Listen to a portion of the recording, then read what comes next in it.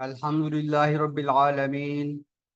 والصلاة والسلام على سيد المرسلين وعلى آله وأزواجه وذريته أجمعين. حاضرین اکرام، السلام علیکم ورحمۃ اللہ وبرکاتہ. الحمدللہ آج ہم فقہ اسلامی کے 7ویں درس کے ساتھ آپ کی خدمت میں حاضر ہیں. امام ابن قدامہ الحنبلی رحمہ اللہ تعالی کی کتاب المغنی کا ہم مطالعہ کر رہے ہیں، اور پچھلی نشست میں ہم نے المغنی کے جو پہلا چیپٹر ہے، باب ہے، اس کی جو عنوان تھا پہلے باب کا، اس کا مطالعہ کیا تھا. تو المغنی کا جو باب کتاب الطہارہ، سیکشن کتاب الطہارہ، اس کا پہلا باب طہارت ما تکون،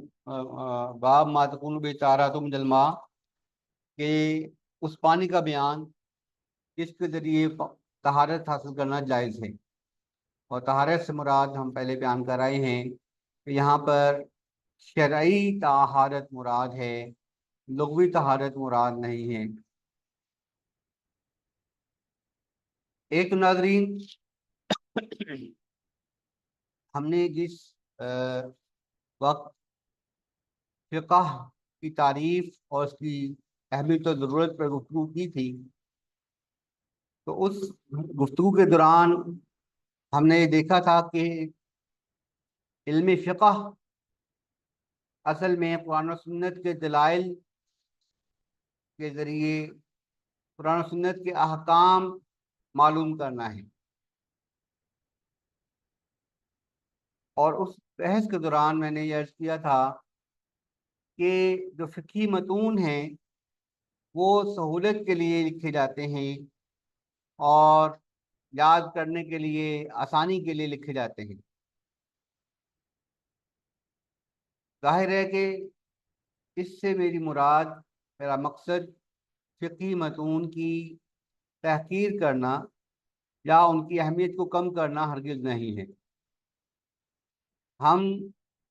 جو کتاب المغنی مطالعہ کر رہے ہیں، یہ بھی امام ابو القاسم عمر بن حسین الخرقی رحمہ اللہ تعالیٰ کی المختصر کی شرح کی صورت میں لکھی گئی ہے. اور المختصر کی یہ جو شرح ہے، المختصر بھی ایک متن ہے. المختصر کے متن کی شرح امام ابن قدامہ رحمہ اللہ نے المغنی کی شکل میں تحریر فرمائی ہے. تو متن کی سب سے بڑی جو میری نظر میں افادیت ہے فقہی متون کی، جو ٹیکسٹ لکھے جاتے ہیں، ٹیکسٹ بک لکھی جاتی ہے طلباء کے لیے، اس کا ایک تو ظاہر فائدہ یہ ہے کہ طلباء کو اس کے ذریعے سمجھانا سکھانا آسان ہو جاتا ہے. المغنی جو ہے وہ تو 12 جلدوں میں کتاب ہے. اب ظاہر ہے کہ ایک طالب علم کو، مبتدی طالب علم کو المغنی تو نہیں پڑھائی جا سکتی، تو اس کے لیے پھر آسانی کے لیے، سہولت کے لیے متون لکھے جاتے ہیں. امام ابن قدامہ رحمہ اللہ نے بھی مختلف متون لکھے ہیں، جس میں المغنی ان کا سب سے معروف متن ہے، جس کی بہت زیادہ شروحات لکھی گئی ہیں. تو میں یہ کر رہا تھا کہ متون ایک تو طلباء کی آسانی ہو جاتی ہے کہ اس سے وہ تعلم آسان ہو جاتا ہے، اور بڑوں کے لیے بھی اس میں افادیت ہے. یعنی مبتدی طلباء کے علاوہ بھی اس کی افادیت ہے، یعنی کہ یہ لا یعنی ہے یا بے مقصد ہے یا بے فائدہ ہے، ایسا نہیں ہے. یعنی کوئی بھی شخص اگر یہ چاہے کہ وہ ایک طویل نشست میں فقہ کے تمام احکام کا ایک خلاصہ جو ہے وہ جان لے، تو جو فقہی متون ہیں یہ اس کی بہترین جو ہے کہہ لیں کہ اس کا سورس ہے. یعنی ایک فقہی متن کو جب ایک شخص مطالعہ کرتا ہے، اور عام طور پر ایک فقہی متن جو ہے وہ ایک نشست میں بھی مطالعہ کیا جا سکتا ہے، مختصر متون جو ہیں وہ ایک نشست میں بھی مطالعہ کیے جا سکتے ہیں. تو اگر کوئی شخص یہ دیکھنا چاہے کہ اصل میں اسلامی فقہ یا اسلامی قانون ہے کیا چیز، تو وہ ایک نشست میں بیٹھ کر متن کو پڑھ سکتا ہے، متن کو پڑھ کے اس کو پتہ چل جاتا ہے کہ اسلامی فقہ یا اسلامی قانون کے کون کون سے موضوعات ہیں، اور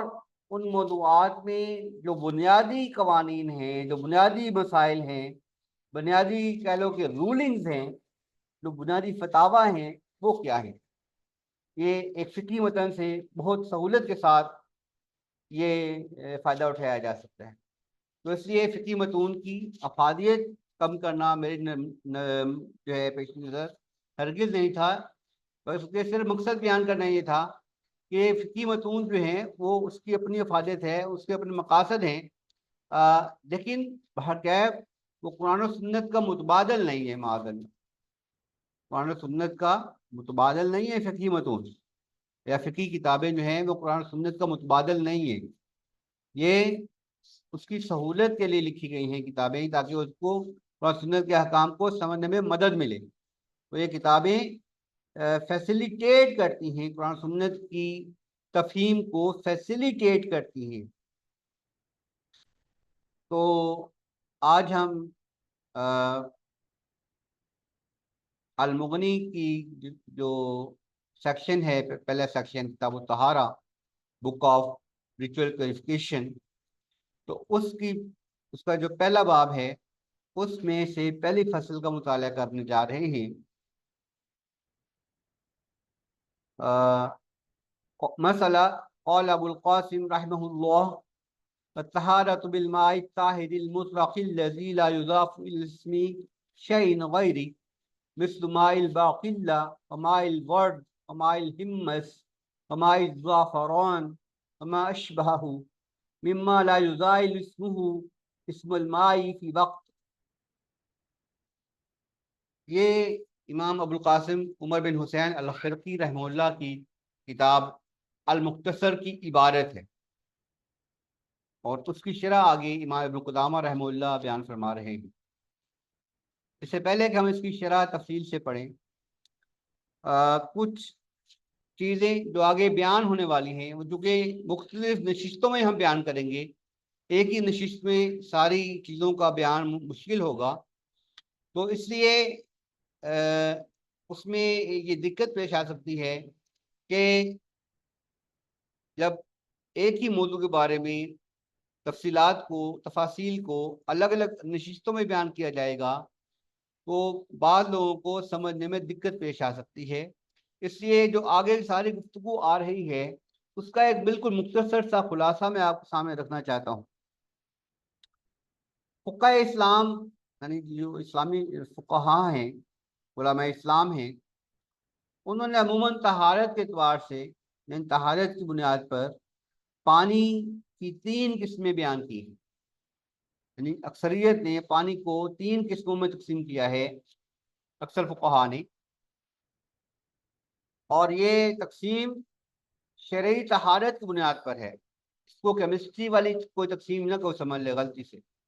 اس کا تعلق ڈائریکٹلی کیمسٹری سے نہیں ہے۔ ہاں، اس کی بعض قسموں کو سمجھنے کے لیے کیمسٹری مدد ضرور دیتی ہے،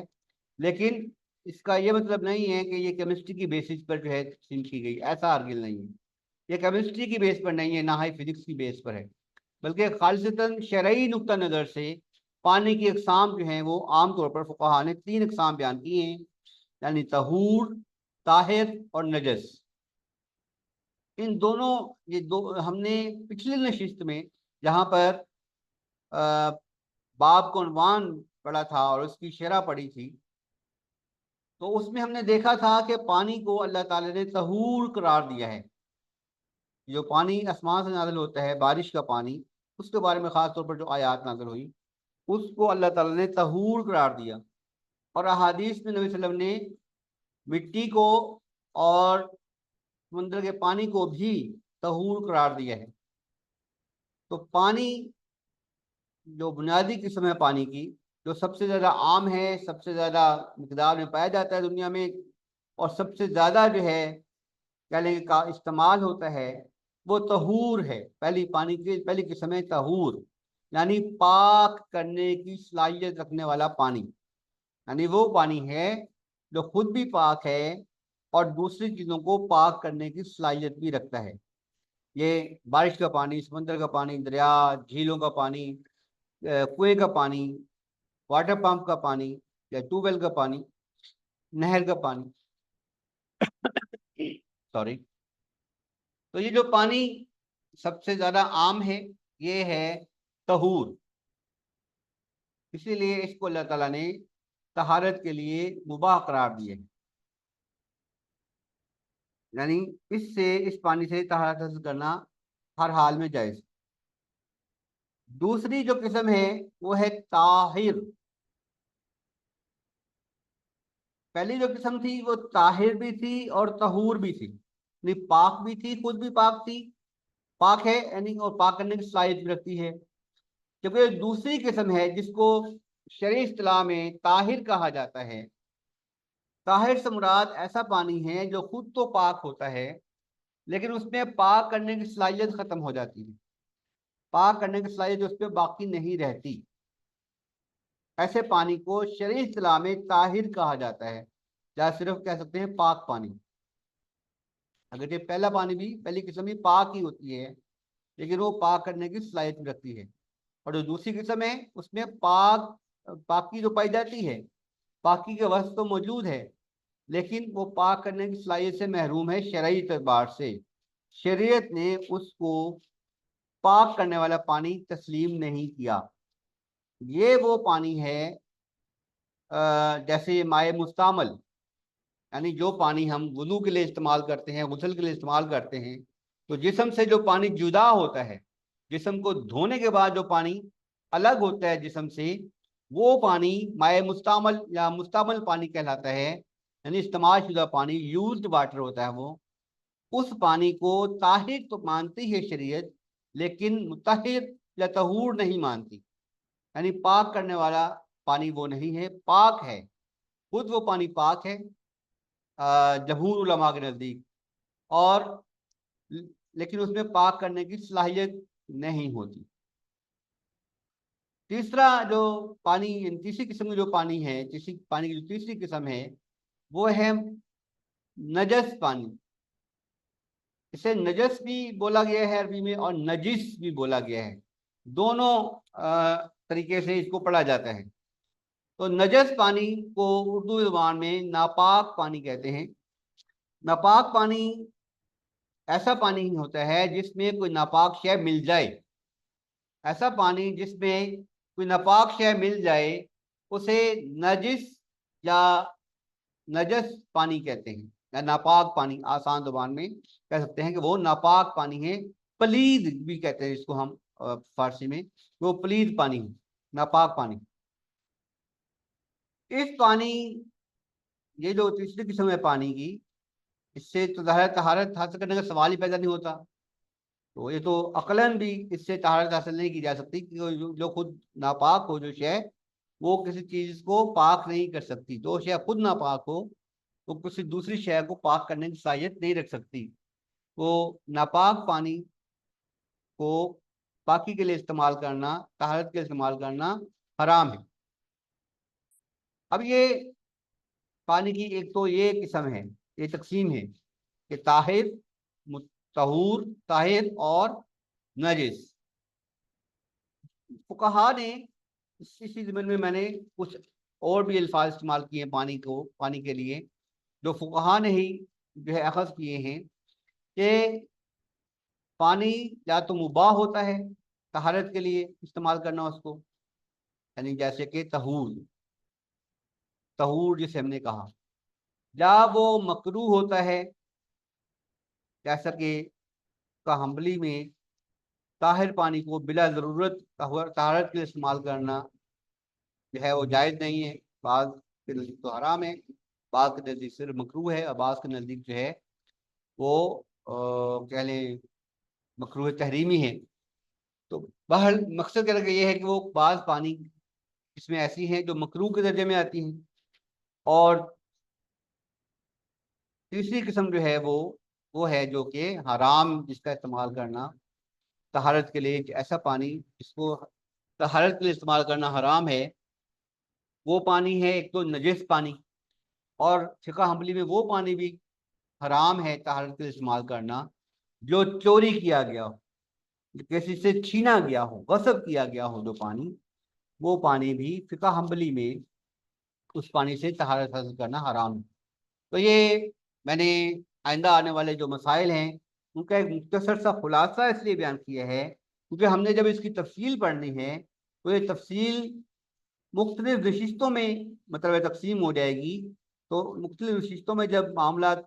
آئے اور درمیان میں وقفہ پیدا ہو جائے تو بعض اوقات سمجھنے میں چونکہ دقت پیش آ جاتی ہے، اس لیے میں نے ایک دفعہ اس کو یکجا بیان کر دیا ہے تاکہ بات کو سمجھنے میں آسانی رہے۔ تو اب ہم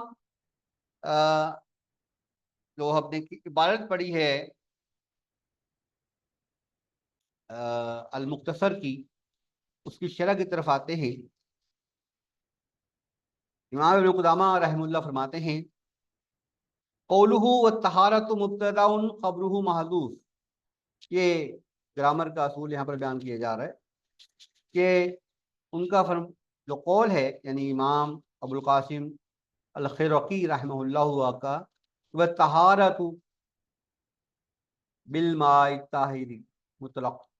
کہ یہ جو طہارت کا لفظ یہاں پہ آیا ہے، کلمہ آیا ہے، یہ مبتدا ہے اور جو اس کی خبر ہے وہ محذوف ہے، حذف کی گئی ہے، یعنی خبر یہاں پر ذکر نہیں کی گئی کیونکہ یہ یہاں پر یہ خبر معلوم کے درجے میں ہے، تو کہتے ہیں تقدیر ہو طہارت مباح، یعنی گویا وہ یہ کہنا چاہتے ہیں کہ وہ طہارت مباحتن، کہ طہارت کرنا جائز ہے، مباح ہے، او جائزتن یا جائز ہے،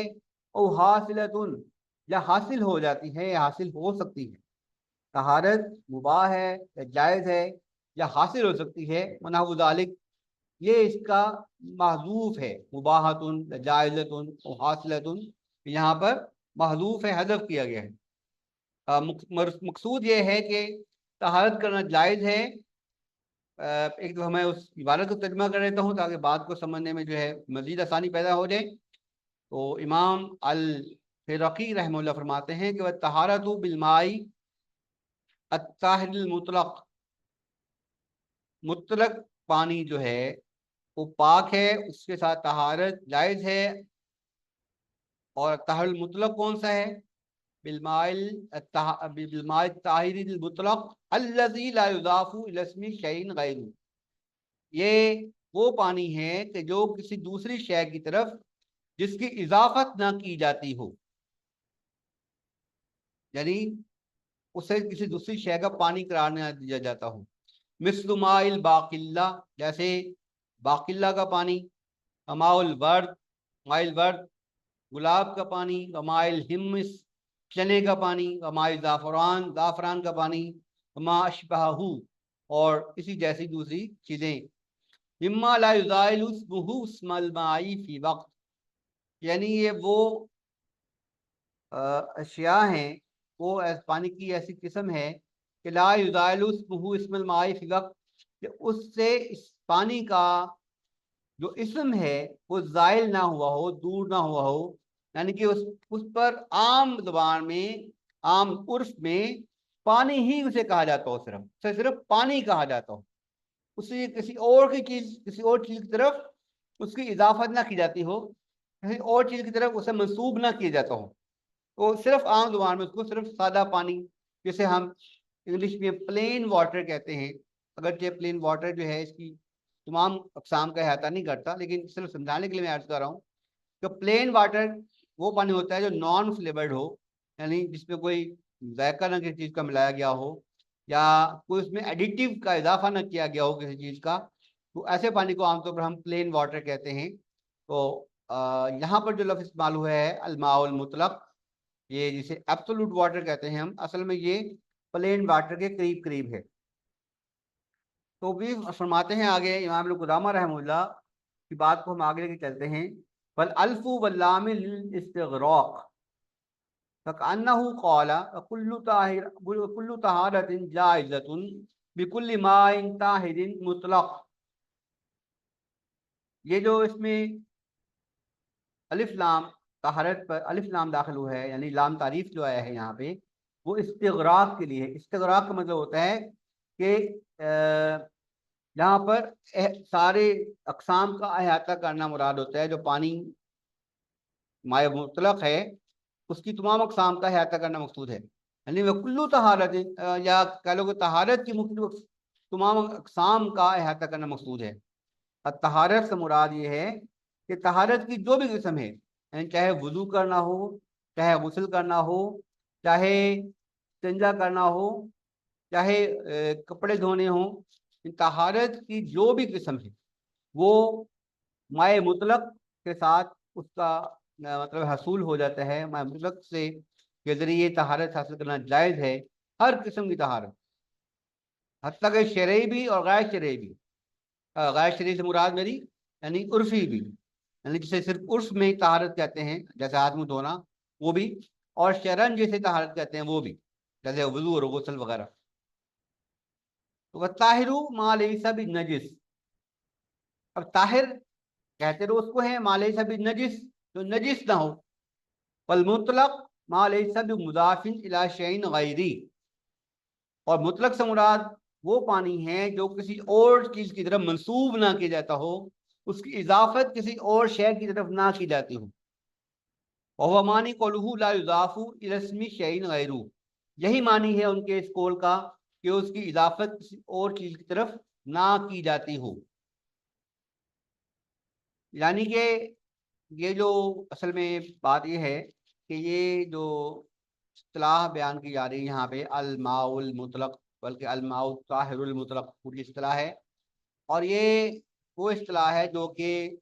فقہ حنبلی میں ابتدائی دور میں جو ہے کثرت سے استعمال کی جاتی تھی. اور اسی لیے امام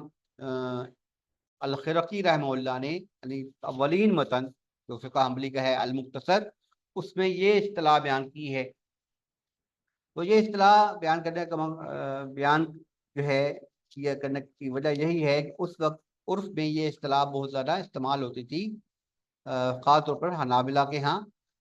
تو البتہ بعد میں جو ہے اس اصطلاح کو جو ہے وہ مقید کر دیا گیا لفظ طہور کے ساتھ. یعنی الماء الطاہر المطلق، 3 لفظ بولنے کو بجائے ایک لفظ کو میں ان تینوں چیزوں کو قید کر دیا گیا. تو ان تینوں کے لیے تینوں کی جگہ پر ایک لفظ بولا جانے لگا، اور وہ ہے ماء طہور، یعنی وہ پانی جو پاک کرنے کی صلاحیت رکھتا ہے، پاک کرنے والا پانی. الماء الطاہر المطلق. اب یہ الماء الطاہر المطلق جو ہے یہ کون سا پانی ہے، اس کی تفصیل جو ہے وہ بیان کر رہے ہیں امام ابن قدامہ رحمہ اللہ. فَإِنَّمَا ذَكَرَهُ صِفَةً لَهُ وَتَبْيِينًا. کہ امام ابو القاسم ابن الخرقی رحمہ اللہ نے یہاں پر صفت بیان کی اس پانی کی، مائع مطلق کی، جو کہ اب ظاہر یہاں پر صرف طاہر کا لفظ استعمال ہوا ہے، جس سے مغالطہ شاید کسی کے ذہن میں ہو کہ ہم نے تو پہلے کہا ہے کہ طاہر پانی وہ ہوتا ہے جو کہ خود پاک ہو لیکن دوسرے کو پاک کرنے کی صلاحیت نہ رکھتا ہو. یہ یہاں پر صرف طاہر نہیں کہا گیا، اس لیے میں نے عرض کر رہا ہوں کہ یہاں پر صرف طاہر نہیں بولا جا رہا، بلکہ الطاہر المطلق کا لفظ استعمال ہوا ہے. الطاہر المطلق. اور الطاہر المطلق سے مراد طہور ہے. طاہر المطلق سے مراد طہور یعنی پاک کرنے والا پانی، یعنی یہ خود تو پاک ہے ہی لیکن پاک کرنے کی صلاحیت بھی رکھتا ہے. تو اسی لیے تو فرمایا کہ اس کے ساتھ طہارت جائز ہے، ہر قسم کی طہارت اس پانی کے ساتھ جائز ہے. ثم مثل الاضافہ. پھر انہوں نے اس اضافت کی وضاحت کی ہے، اس کی مثالیں دی ہیں جو جن کی نشاندہی مقصود کرنا مقصود ہے. فقال مثل ماء الباقلہ، جیسا کہ باقلہ کا پانی. باقلہ جو ہے ایک سبزی کا نام ہے جو کہ پکائی جاتی ہے، کھائی جاتی ہے. یہ پھلیاں ہوتی ہیں جن کو انگلش میں براڈ بینز کہتے ہیں. براڈ بینز اردو میں اور پنجابی میں اس کو گوارے کی پھلیاں کہتے ہیں. اصل میں اس پھلیوں میں سے جو دانے نکلتے ہیں وہ ماش کا جو ثابت ماش ہوتے ہیں، ثابت ماش، اس سے ملتے جلتے دانے ہوتے ہیں. دالیں ثابت دال جو ہے ماش کی، اس کی طرح کے دانے ہوتے ہیں اور سخت ہوتے ہیں، اس کو نرم کرنے کے لیے پانی میں بھگویا جاتا ہے۔ اب وہ پانی بھگو کے پانی کے اندر یہ جو پھلیاں ہیں یہ بھگو دی جاتی ہیں، تو اس کی تاثیر جو ہے کچھ پانی کے اندر پیدا ہو جاتی ہے، یعنی اس کے اثرات پانی کے اندر ظاہر ہو جاتے ہیں۔ اسی طرح ومائل ورد، اور گلاب کا پانی، یعنی گلاب کا پانی ہمارا عرق گلاب، یعنی جب پھولوں کی پتیوں کو، گلاب کی پتیوں کو پانی کے اندر ڈال کر گرم کیا جاتا ہے اور اس کی قطرات کو عمل تقطیر کے ذریعے جو ہے اکٹھا کر لیا جاتا ہے، تو اسے ہم کہتے ہیں کہ یہ گلاب کے پودے کا پانی ہے یا عرق گلاب ہے۔ تو یہ عرق گلاب، ومائل ہمز، اور چنے کا پانی، یعنی یہ جو چنے ہوتے ہیں سفید اور کالے چنے، ان کو بھی جب پانی میں بھگو کے رکھا جاتا ہے ان کو نرم کرنے کے لیے، تو اس کی بھی کچھ تاثیر جو ہے پانی کے اندر پیدا ہو جاتی ہے، تو یعنی کہ اس کے اثرات کچھ پانی کے اندر ظاہر ہو جاتے ہیں۔ ومائل زعفران، اور زعفران کو اگر پانی میں تھوڑا سا بھی مکس کیا جائے تو اس کے اثرات بہت واضح نظر آتے ہیں پانی کے اندر۔ وما اشبہہ، اور جو کہ اس سے ملتی جلتی دوسری چیزیں ہیں۔ تو یہ جو قول تھا امام ابو القاسم الخرقی رحمہ اللہ کا، اس کی وضاحت کر رہے ہیں امام ابن قدامہ رحمہ اللہ کہ مائع مطلق وہ ہے جس کی اضافت کسی دوسری شے کی طرف نہ کی گئی ہو۔ اضافت سے مراد کیا ہے؟ کہ جیسے مائع باقلہ، جیسے ماء الورد، جیسے ماء الحمص، اور جیسے ماء الزعفران، یہ اضافت کی مثالیں ہیں۔ یعنی یہ وہ پانی ہیں جو مائع مطلق میں شامل نہیں ہیں، جن کی میں مثالیں دے رہے ہیں، جن کی امام الخرقی نے مثالیں دی ہیں یہاں پہ، یہ وہ پانی ہے جو مائع مطلق میں داخل نہیں ہے بلکہ اس میں اضافت پائی جاتی ہے دوسری چیز کی طرف۔ یعنی اس پانی سے امام الخرقی رحمہ اللہ کے نزدیک اس پانی سے، ایسے پانی سے، پانی کو مائع مطلق نہیں کہہ سکتے، اور ایسے پانی سے طہارت حاصل کرنا جائز نہیں ہے، حالانکہ وہ پاک ہے، یعنی وہ طہور ہے لیکن طہور نہیں ہے، وہ پانی طاہر ہے لیکن طہور نہیں ہے۔ یعنی یہ جو پانی ہے جو ہم ماء الباقلہ، ماء البرد، ماء الحمص، ماء زعفران کے نام سے جن کی نام لے رہے ہیں،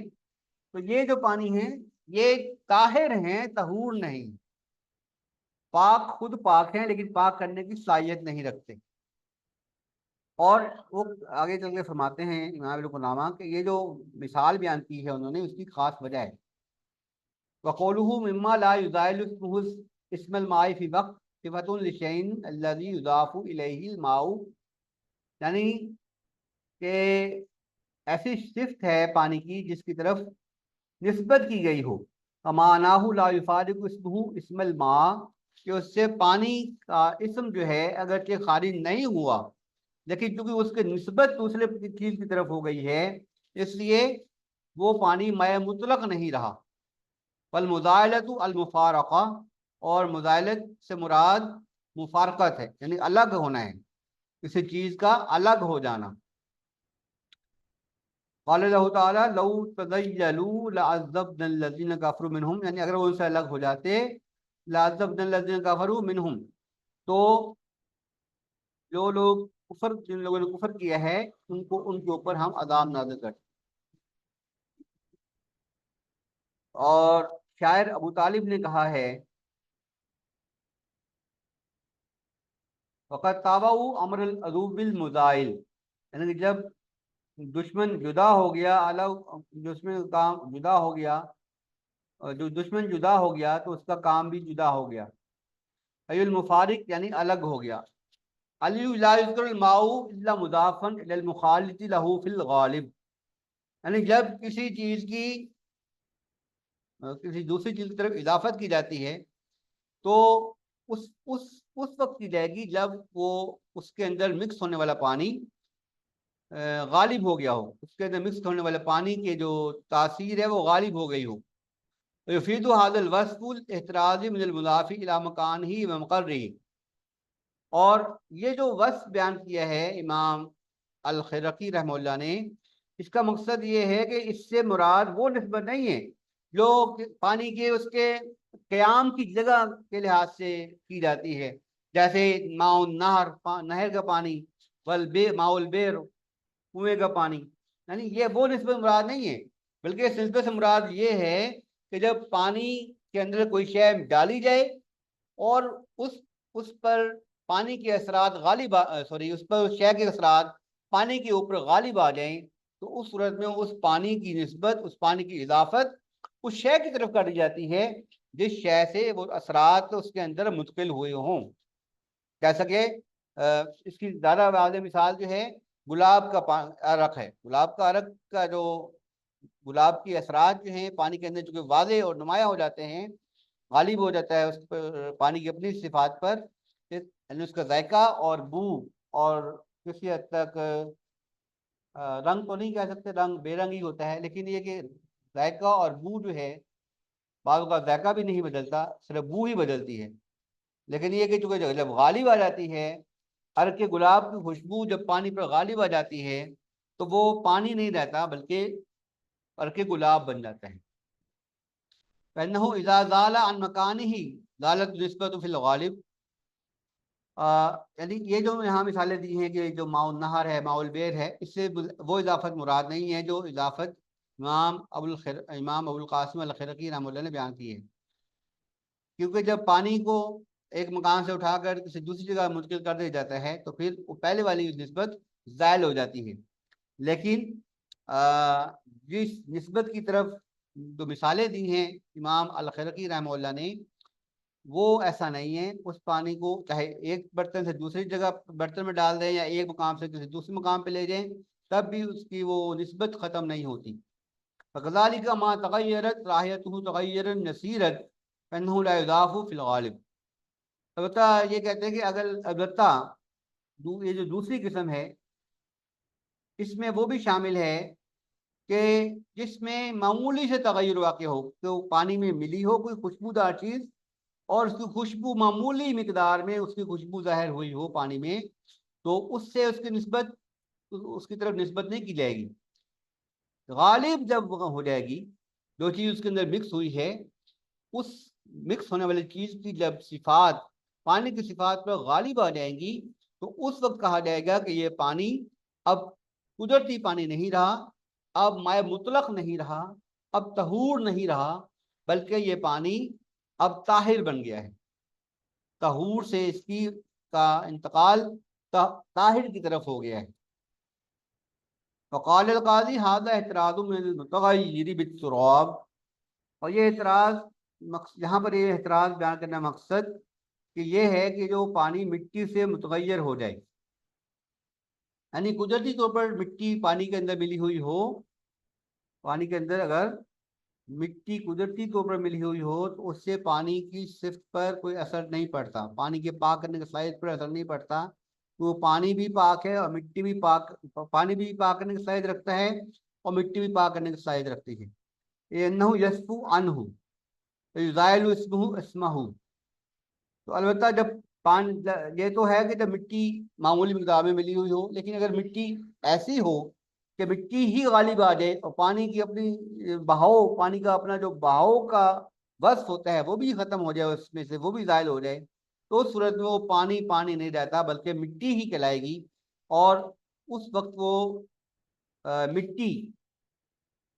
جو ہے پانی کے وصف سے خارج ہو گئی، یعنی جسے ہم گارا کہتے ہیں۔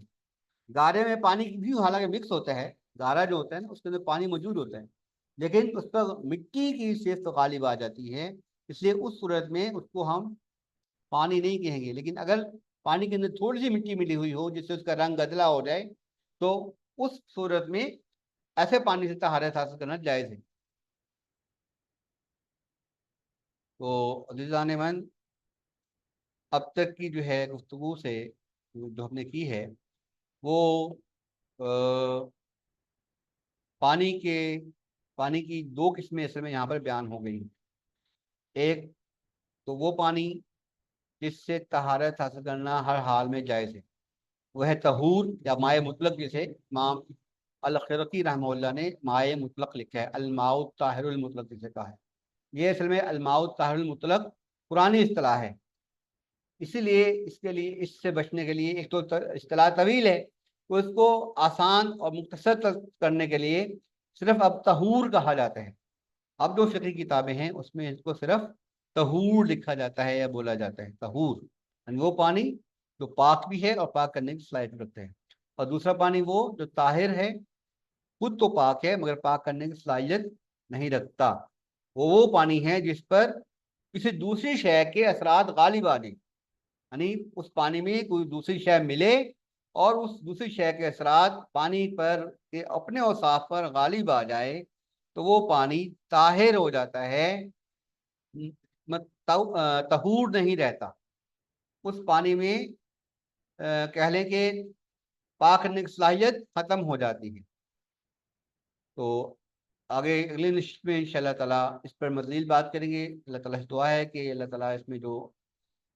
خوبیاں ہیں اس بیان میں ہمیں ان کو اپنانے کی توفیق عطا فرمائے. اگر کوئی خامی کوئی غلطی میری جانب سے ہوئی ہے تو اللہ تعالیٰ اس سلسلے میں مجھے درگزر فرمائے اور مجھے اپنی اصلاح کرنے کی توفیق عطا فرمائے. آمین یا رب العالمین. وآخر دعوانا ان الحمد للہ رب العالمین والصلاة والسلام علی سید المرسلین وعلی آلہ وذریتہ اجمعین.